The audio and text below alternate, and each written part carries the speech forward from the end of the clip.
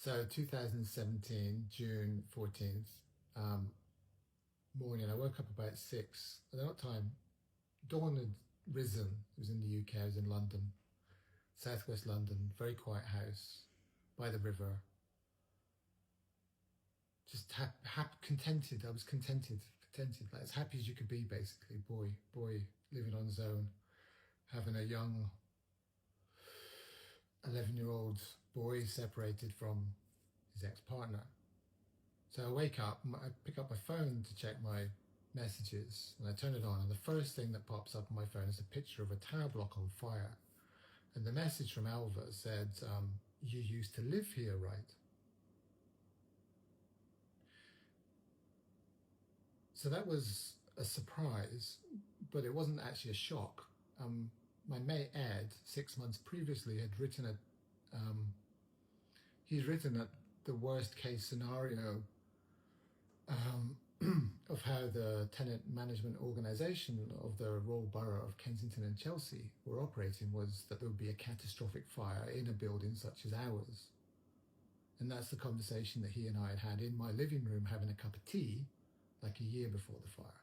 And I used to live on the 21st floor of the building that caught fire. So I knew my friends were in trouble, and I didn't know Ed had written a blog.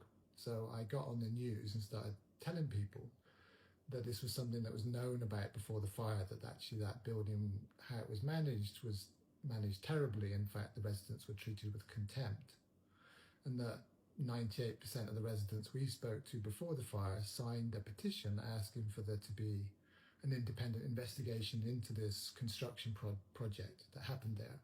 That was just thrown out and ignored. And that construction project was what cost the lives of 72 people that I knew. So in trying to understand why that could happen in London in the 21st century, I had to look at like the whole of human history almost.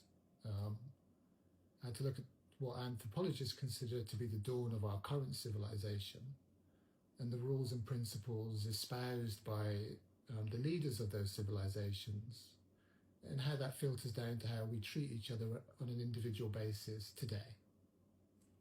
One of the things I found out along the way was the role of narcissists and psychopaths, or narcissistic and psychopathic behavior is like how it comes down to me in my interpersonal relationships. That's how the system operates.